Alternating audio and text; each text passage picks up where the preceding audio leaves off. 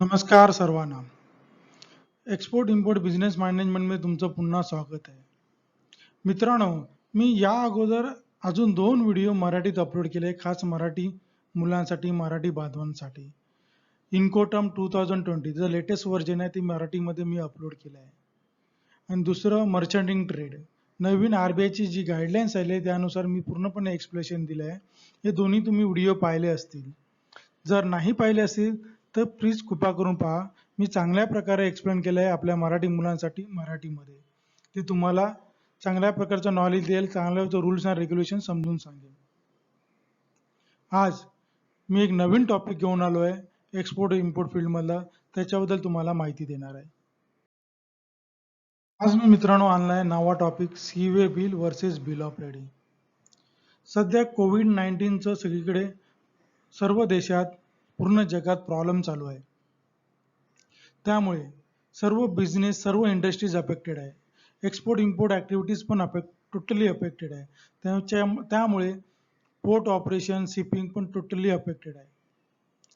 तर कार्गो डेस्टिनेशनला पोहोचतो, डॉक्युमेंट पोहोचत नाही आहे, डॅमरेज डिटेन्शन लागतं आहे, पोर्टवर सफिशियंट मॅन पॉवर नाही आहे, त्यामुळे भरपूर प्रॉब्लेम होत आहेत. मग यामधून बाहेर निघण्यासाठी काही एक्सपोर्टर लोकांनी बिल ऑफ लेडिंगच्या जागेवर सी-वे बिल इश्यू करायला सुरुवात केली. या सी-वे बिलमुळे काही प्रमाणात प्रॉब्लेम सॉल्व्ह झाला आहे, डॅमरेज डिटेन्शन कमी झालं आहे. पण सी-वे बिल इश्यू करून सर्व प्रॉब्लेम सॉल्व्ह झालेत नाही. ही मेथडॉलॉजी आहे सी-वे बिल इश्यूचं, त्याच्यामध्ये काही ड्रॉबॅक्स पण आहेत. तर दोघांमध्ये डिफरन्स काय आहे, दोन्ही मेथडॉलॉजीमध्ये डिफरन्स काय आहे, हे आज तुमच्यासाठी घेऊन आलो आहे. तर मी प्रथम दोघांमध्ये सिमिलरिटी तुम्हाला एक्सप्लेन करेन. त्यानंतर दोघांमध्ये डिफरन्स काय आहे आणि मेजर ड्रॉबॅक काय, काय रिस्क फॅक्टर आहेत, हे तुम्हाला मी एक्सप्लेन करून सांगेन पुढच्या स्लाइड्समध्ये. मित्रांनो, आता आपण प्रथम सिमिलॅरिटीज पाहूया. सी-वे बिल आणि बिल ऑफ लेडिंग मध्ये सिमिलॅरिटी काय काय असते ते आपण प्रथम पाहूया. सर्व as a contract of carriage and receipt of goods between shipper and carrier. मतलब काय, सी-वे बिल आणि बिल ऑफ लेडिंग हे डॉक्युमेंट्स आहेत. हे डॉक्युमेंट म्हणजे एक कॉन्ट्रॅक्ट असतं शिपर अँड कॅरियरमध्ये, म्हणजे एक्सपोर्टर अँड शिपिंग कंपनीमध्ये एक कॉन्ट्रॅक्ट असतं. आणि हे document is itself is a receipt, म्हणजे हे रिसिप्ट म्हणून पण काम करतं. म्हणजे काय, शिपिंग कंपनी बोलते की जो प्रूफ असतो शिपिंग कंपनी इश्यू करते रिसिप्ट म्हणून, की त्यांनी तुमच्याकडून एक्सपोर्टरकडून गुड्स घेतलेत आणि पोर्ट ऑफ लोडिंगवरून ते पोर्ट ऑफ डिस्चार्जपर्यंत ते घेऊन जाणार आहेत आणि ही गुड्स घेतल्याची रिसिप्ट आहे आणि कॉन्ट्रॅक्ट ऑफ कॅरेज आहे. सेकंड, बोथ गॅरंटी मरीटाईम ट्रान्सपोर्ट, म्हणजे दोन्ही डॉक्युमेंट सर्टिफाय करतात की घेतलेला मटेरियल घेतलेले गुड्स हे मरीटाईम ट्रान्सपोर्ट म्हणजे वॉटर वेने, सी वेने one port to another port transfer केले जातील. Third, both uses in national and international. Bill of lading आणि सी-वे बिल नॅशनल ट्रान्सपोर्टसाठी पण विथ इन नॅशनल ट्रान्सपोर्टसाठी आपण वापरले जातात आणि इंटरनॅशनल ट्रान्सपोर्टसाठी सुद्धा वापरले जातात. दोन्ही डॉक्युमेंट आयडेंटिफाईज द गुड्स, त्याच्यावर गुड्सचं नाव लिहिलेलं असतं, म्हणजे जनरल टर्म, कम्प्लीट नाव दिलेलं नसतं, पण जनरल टर्ममध्ये गुड्सचं नाव दिलेलं असतं, किती पीसेस आहेत त्याचे मटेरियलचे ते दिलेले असते आणि ग्रॉस वेट, नेट वेट पूर्णपणे लिहिलेलं असतं. हे पूर्णपणे हे 4 पॉईंट्स आहेत, हे सी-वे बिल आणि बिल ऑफ लेडिंगमध्ये सिमिलरिटीज दाखवतात. आता आपण जाऊ त्यांच्यामध्ये डिफरन्स काय आहे आणि रिस्क फॅक्टर्स काय आहेत. मित्रांनो, आता आपण दोघांमध्ये डिफरन्सेस पाहू. पहिला पॉईंट, फार इम्पॉर्टंट पॉईंट आहे, लक्षात घ्या. शिपर releases his control over the cargo immediately. याचा अर्थ काय, एक्सपोर्ट केल्यानंतर शिपर एक्सपोर्टरचा कार्गोवरचा कंट्रोल पूर्ण निघून जातो, त्याचा काही कंट्रोल राहत नाही. तो नंतर म्हणाला मी कार्गो होल्ड करीन डेस्टिनेशन पॉईंटला वगैरे, किंवा दुसरा कोणातरी तो ट्रान्सफर करीन, विकीन, काहीही होत नाही. एकदा सी-वे बिल इश्यू केलं, मटेरियल तुमच्या कंट्रीतून निघून गेलं, एकदा शिपवर चढला तर तुम्ही काही करू शकत नाही, तो त्याच व्यक्तीला मटेरियल जाणार. लेकिन पण बिल ऑफ लेडिंग मध्ये असं होत नाही. शिपर does not release his control over the cargo immediately, having control over the moment delivery of the goods. म्हणजे ज्या मुवमेंटवर आणि डिलिव्हरीवर पण त्याचा पूर्णपणे कंट्रोल राहतो एक्सपोर्टरचा. The goods the shipper can maintain control of the shipment and can transfer its rights of possession at the time of its choice. मग त्याला जेव्हा पाहिजे त्यावेळी तो ट्रान्सफर करू शकतो बिल ऑफ मध्ये. ओके, म्हणजे बिल ऑफ मध्ये त्याचा पूर्ण कंट्रोल राहतो. डेस्टिनेशनला मटेरियल पोहोचला आणि सप्लायरने तोपर्यंत मटेरियल पैसे नाही दिले, सपोज ॲट साईट पेमेंट वगैरे, तर एक्सपोर्टर शिपर तो मटेरियल तिथे होल्ड करू शकतो, पण सीवे बिलमध्ये तसं नाही करू शकत. Point 2, it's only serve as evidence and the carrier is released with the delivery of the goods to the person identified in the document. Seaway bill हा फक्त प्रूफ आहे की गुड्स या पोर्टवरून त्या पोर्टवर चाललंय. This is a evidence. Okay, shipping कंपनीने material घेतलेलं आहे and they will deliver to this port only. This is a evidence only. आणि सीवे बिलवर कन्झर्निंग कॉलम मध्ये ज्याचं नाव लिहिलेलं असणार त्याला शिपिंग कंपनी मटेरियल देऊन टाकणार विदाउट रिस्पॉन्सिबिलिटी. त्यांची काही रिस्पॉन्सिबिलिटी असणार. तर पर्सन और त्या कंपनी ज्याचं नाव कन्झर्निंग कॉलम मध्ये लिहिलेलं आहे त्याने जस्ट स्वतःला सर्टिफाय करायचं असतं, प्रूव्ह करायचं असतं की गव्हर्नमेंट प्रूफ रजिस्ट्रेशन वगैरे जे काही दाखवायचं अँड डेस्टिनेशनला सर्टिफाय करायचं की ज्याचं नाव ते सीवे बिलमध्ये लिहिलेलं आहे कन्झर्निंग म्हणून ते मीच आहे, तीच कंपनी आहे, मग त्यांना ते मटेरियल मिळून जाणार. पण बिल ऑफ मध्ये असं होत नाही. Bill of is also as evidence. हा पण एक एव्हिडन्सचा प्रकार आहे. Is a document. And title of goods, far important. Bill of lading carries the title of goods. म्हणजे the carrier is release with the delivery of the goods to the person identified in the document against the original bill of lading. Title of goods म्हणजे काय? म्हणजे delivery घेताना तुमच्या हातामध्ये original bill of lending पाहिजे कन्झर्निंगकडे. Original bill of lending नसेल तर shipping company material त्यांना देणार नाही, गुड्स देणार नाही. That's called the title of goods. आणि ते प्रॉपरली एन्डॉस केलेलं असलं पाहिजे तरच देणार. त्यामुळे bill of lading cargo delivery control करते. Third point, no need to physically forward overseas since the document does not need to be surrendered at destination. तुम्हाला अगोदर सांगितलं सीवे बिल मध्ये ज्याचं नाव लिहिलेलं असतं त्याला मटेरियल मिळून जाणार आणि ओरिजिनल डॉक्युमेंटची काही गरज नसते डेस्टिनेशनला. त्यामुळे ओरिजिनल डॉक्युमेंट इथे कुरिअर करायची काही गरज नसते. पण बिल ऑफ लेडिंग मध्ये original bill of lading at destination पोर्टला लागते डिलिव्हरी घेण्यासाठी. त्यासाठी याला कुरिअर करावं लागतं रिक्वायर्ड ॲट डेस्टिनेशन. आणि it is a original bill of lading at destination लागतेच. ओके. चौथा पॉइंट डिफरन्सचा. It is a non negotiable document. Seaway bill हे नॉन निगोशिएबल आहे, म्हणजे तुम्ही बँकेत ते निगोशिएट करू शकत नाही. Okay. Bill of lading it is a negotiable and accepted in the banks at it is a title of credit. मी तुम्हाला सांगितलं बिल ऑफ लेडिंग हे टायटल ऑफ गुड्स असतं, it is a title of credit असतं. त्यामुळे हे बँकेमध्ये negotiate होते, बँक ह्याला ऍक्सेप्ट करते. सर्व बँका बिल ऑफ लेडिंग ऍक्सेप्ट करतात. Point number 5, export document cannot be discounted and fund cannot be raised. तुम्हाला अगोदर सांगितलंय सीवे बिल हे नॉन निगोशिएबल आहे. नॉन निगोशिएबल असल्यामुळे ते निगोशिएट करू शकत नाही, त्याला डिस्काउंट करू शकत नाही. डिस्काउंट म्हणजे काय?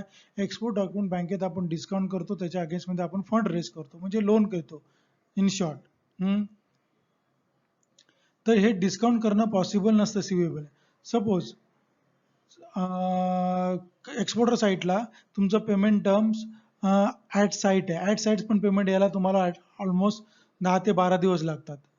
आणि सप्लायरने तुम्हाला मटेरियल ऑलरेडी दिलेलं आहे आणि सप्लायरला तुम्हाला पेमेंट करायचं. आता तुम्ही फंड कुठून आणा? तुमच्याकडे फंड नाही आहे, मग काय करणार? तुम्ही एक्सपोर्ट डॉक्युमेंट डिस्काउंट करणार आणि तो फंड घेऊन सप्लायरला पे करणार. पण तुम्ही सीवे बिल इश्यू केलं असेल तर हे डॉक्युमेंट डिस्काउंट होणार नाही आणि तुम्हाला फंड मिळणार नाही. मग तुम्हाला टोटली बायरवर डिपेंड राहावं लागणार. तो ज्यावेळी फंड पाठवेल त्यावेळी तुम्हाला तो फंड मिळणार. ओके. पण बिल ऑफ लेडिंग मध्ये तसं नसतं. Export document can be discount and fund can be raise. In bill of lading तुम्ही ते डॉक्युमेंट डिस्काउंट करू शकता, त्याच्या अगेन्स्टमध्ये तुम्हाला पैसे मिळतील, फंड तुम्ही रेज करू शकता. Point number 6, there are some key factors to consider with the CUA bill. No original bill of lading are issued when CUA bill is issued. The carrier responsibility is to deliver the cargo to the name receiver. Sometime refer to the consignment note. मग याला consignment note पण म्हटलं जातं. Do not act as a title of document. Seaway bill can be only be issued with the shipper return consent. याच्यामध्ये पूर्णपणे return consent घेतली जाते सिपरची, कारण डेस्टिनेशनला original bill of lading original seaway bill लागत नाही. ज्याचं नाव सीवे बिल मध्ये कन्साइनी कॉलम मध्ये लिहिलं तर त्याला मटेरियल डिलिव्हर केलं जातं. म्हणून शिपिंग कंपनी अगोदरच रायटिंग मध्ये कन्सर्न घेऊन जाते, समथिंग गोज रॉंग किंवा काय झालं तर आम्ही रिस्पॉन्सिबल नाही आहे. In bill of lending essentially whoever is in a possession of the original bill of lading is a title entitled to demand possession of the goods from the carrier at destination so long as original BO is properly endorsed. The endorsement is important because it possesses the right of possession of the goods from holder to holder. Bill of lading मध्ये तुम्हाला BL original लागणार तिथे डेस्टिनेशनला, आणि ती proper endorse केलेली असली पाहिजे. म्हणजे जो तो डिलिव्हरी याला बिल ऑफ नुसती बिल ऑफ लेडिंग त्याच्या हातामध्ये असून फायदा नाही. जे बिल ऑफ लेडिंग जो घेऊन जाणार डेस्टिनेशन पोर्टला शिपिंग कंपनी, ते त्याच्या नावावरती एन्डॉर्स केलेली असली पाहिजे, प्रॉपर एन्डॉर्समेंट असलं पाहिजे, तरच त्याला ते मटेरियल मिळेल. .7 it is advisable to use seaway bill when the shipper knows the consignee of the cargo well and both shipper and consignee are a part of the same business or 100% advance payment is received, should not be used for use and spread and payment method. याचा अर्थ काय? हे advisable आहे की ज्या कन्सायनी ज्या कस्टमरशी तुम्ही काम करताय, फार वर्ष तुम्ही काम करत असला पाहिजे आणि तुम्ही त्याला चांगल्या प्रकारे ओळखत असला पाहिजे, त्याची फायनान्शियल कंडिशन चांगली असली पाहिजे, तरच तुम्ही ते सीवे बिल त्याच्याबरोबर वापरा. तो ट्रस्टेबल असला पाहिजे, तुम्हाला एवढा ट्रस्ट असला पाहिजे की तो काही तुमचं पेमेंट डुबवणार नाही आणि तुमचं पेमेंट मिळेल, किंवा ॲडव्हान्स पेमेंट 100% ॲडव्हान्स पेमेंट आलं असेल तर तुम्ही सीवे बिल यूज करा. यूज अँड स्प्रेड पेमेंटमध्ये ते अजिबात वापरू नका. It is not advisable to use. Use and spread म्हणजे काय? तुमचं payment 30 days, 90 days, 120 days, 180 days, 270 days नंतर येत असेल त्याला यूज अँड स्प्रेड म्हणतात. त्यासाठी तुम्ही ते वापरू नका. इज ॲडवायजेबल की तुम्ही सीवे बिल वापरू नका, कारण यामध्ये फार मोठी रिस्क असते. कारण सीवे बिल बँक थ्रू जात नाही, डॉक्युमेंट बँके थ्रू जात नसल्यामुळे सीवे बिल बँक ऍक्सेप्ट करत नाही. त्यामुळे ओरिजिनल डॉक्युमेंट जसं बिल ऑफ लोडिंग तुम्ही घेता, तुमच्या एक्सपोर्टरच्या बँकेकडे टाकता, तुमची बँक कस्टमरच्या बँकेला पाठवते. म्हणजे कस्टमरच्या बँकेमध्ये डॉक्युमेंट पोचतात त्यावेळी कस्टमर एक तर त्याचं पेमेंट घेते आणि त्याला डॉक्युमेंट हँडओव्हर करते, मग तिथे रिस्क फॅक्टर नील होतो, किंवा त्याचं अकाउंट फ्रीज करते, किंवा त्याच्या अकाउंटमध्ये असलेला फंड इयर मार्क करते, लिन मार्क करते आणि त्यानंतर देते. आणि ज्यावेळी पेमेंट ड्यू होतं त्यावेळी तुम्हाला तिची बँक तुम्हाला पेमेंट पाठवते.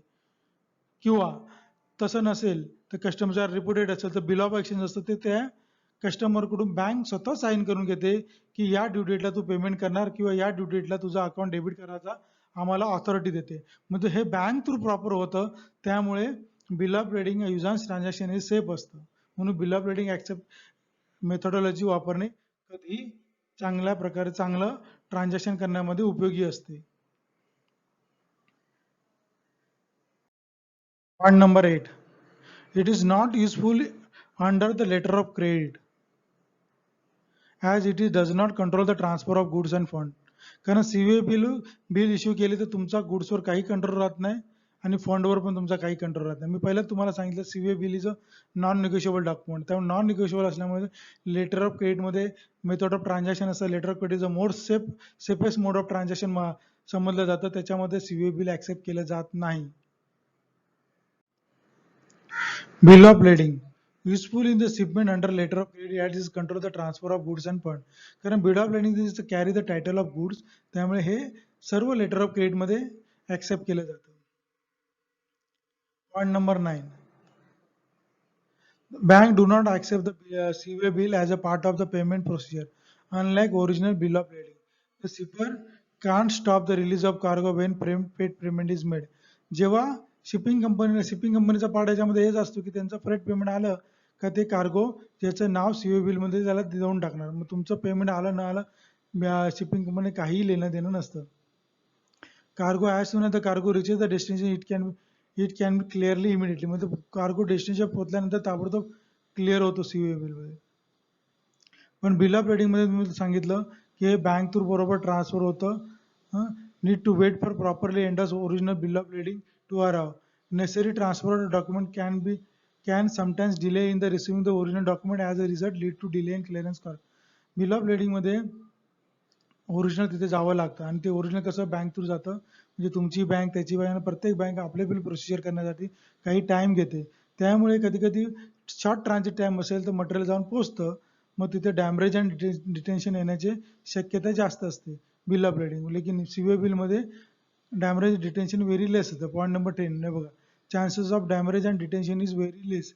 इथे ओरिजिनल डॉक्युमेंट लागतच नाही क्लिअरन्ससाठी इम्पोर्ट कंट्रीमध्ये, त्यामुळे इथे डॅमरेज डिटेन्शन लागत नाही.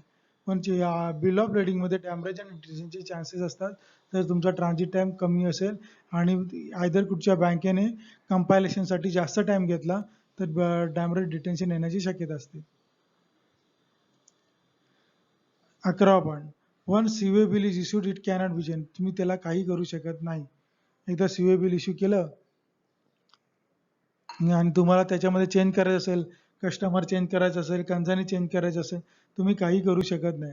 पण बिल ऑफ lading मध्ये तुम्ही पूर्णपणे चेंज करू शकता. तुम्ही त्या बिल ऑफ ladingला एंडॉर्समेंट दुसऱ्याच्या नावाने एंडॉर्समेंट करू शकता, किंवा त्या कस्टमरला अजून कोणाला दुसऱ्याला विकायचं असेल त्या कंट्रीमध्ये, तो मागे त्याच्या नावाने एंडॉर्समेंट करून तो गुड्स ट्रान्सफर करू शकतो. Point number 12, as CUV bill of lading cannot be consigned to order someone else, it has to be consigned to the direct customer only.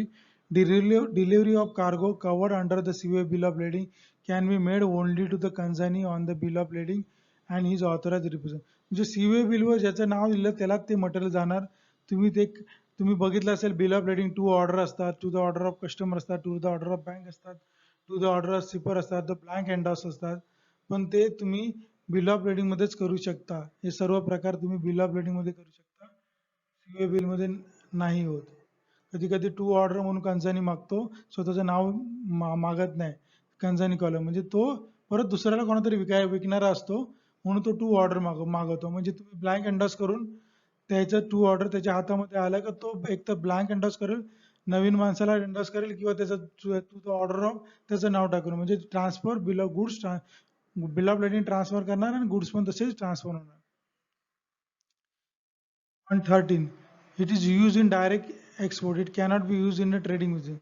कारण ट्रेडिंग बिझनेस मध्ये एक मटेरियल घेतो, दुसरा ट्रेडरला विकतो, दुसरा ट्रेडर तिसऱ्या ट्रेडरला विकतो, किंवा एंड युजरला विकतो. त्यामुळे हे फक्त सीवे बिल मध्ये हे पॉसिबल नाही, तर ट्रान्सफर ऑफ गुड सीवे बिल मध्ये पॉसिबलच होत नाही.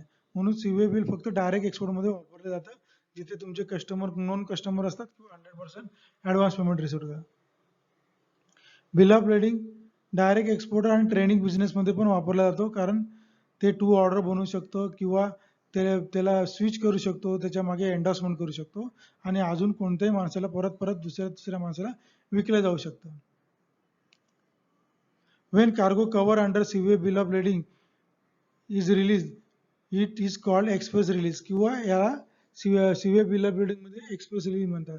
बिल ऑफ lading मध्ये पण ही टर्म वापरली जाते एक्सप्रेस रिलीज, पण त्यासाठी तुम्हाला आणखी काही प्रोसिजर्स करावे लागतात. म्हणजे ओरिजिनल बिल ऑफ lading तुमचं कंट्री ऑफ ओरिजिन मध्ये सरेंडर करावं लागतं. सरेंडर केल्यानंतर कंट्री ऑफ ओरिजिनचं जे शिपिंग कंपनीचं ऑफिस असतं, ते डेस्टिनेशन कंट्रीच्या शिपिंग कंपनीचं ऑफिस मेसेज पाठवतो की bill of lading is surrender here, you can release the cargo to name consignee. मग तिथे एक्सप्रेस रिलीज होतोय. मग त्याच्यामध्ये एक प्रोसिजर पूर्णपणे फॉलो करायला लागते, country of origin to country of destination, आणि तरच ते एक्सप्रेस रिलीज होतं. पण सीवे बिल मध्ये इझिली एक्सप्रेस ऑफ रिलीज होतं. मित्रांनो, तुम्हाला आता दोघांमधला डिफरन्स समजला का? कारण फार इम्पॉर्टंट हा डिफरन्स समजणं. डॅमरेज आणि डिटेन्शन वाचवण्यासाठी सीवे बिल इश्यू करणे किती रिस्की आहे, की पूर्ण कार्गोचं पेमेंट तुमचं स्टक होऊ शकतं, नाही तर येऊ पण शकत नाही. त्यामुळे हा एवढा मोठा रिस्क घेण्याच्या अगोदर तुम्हाला दोघांमधला डिफरन्स समजणं फार गरजेचं होतं. त्यामुळे तुम्ही आज हा डिफरन्स समजलात. अकॉर्डिंगली तुम्ही कस्टमर किती जुना आहे, किंवा पेमेंट किती ॲडव्हान्स आहे, किंवा कॉस्ट ऑफ गुड्सचं पेमेंट ॲडव्हान्स पेमेंटमधून आला आहे का, हे सर्व गोष्टीचा अभ्यास करून त्यानुसारच नंतर तुम्ही निर्णय घ्या की सीवे बिल इश्यू करायचं की न करायचं.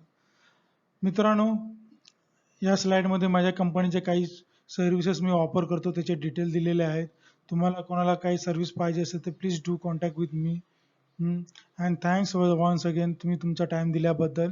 आणि मी एक्सपोर्ट इम्पोर्ट रिलेटेड अजूनही काही व्हिडिओ अपलोड करणार आहे. खास मी व्हिडिओ हिंदी, मराठी आणि इंग्लिशमध्ये करतो. खास करून मराठीसाठी यासाठी केलं आहे की आपल्या मराठी मुलांसाठी जे एक्सपोर्ट इम्पोर्ट फील्डमध्ये काम करतात किंवा ते येऊ इच्छितात त्यांचं एक्सपोर्ट नॉलेज चांगलं व्हावं यासाठी मी मराठीमध्ये हे व्हिडिओ अपलोड करत असो.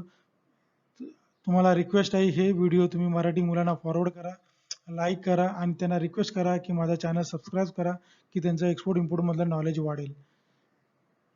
थँक्यू बद्दल. आणि हे माझे कॉन्टॅक्ट नंबर आहे. Thank you very much. See you for next video.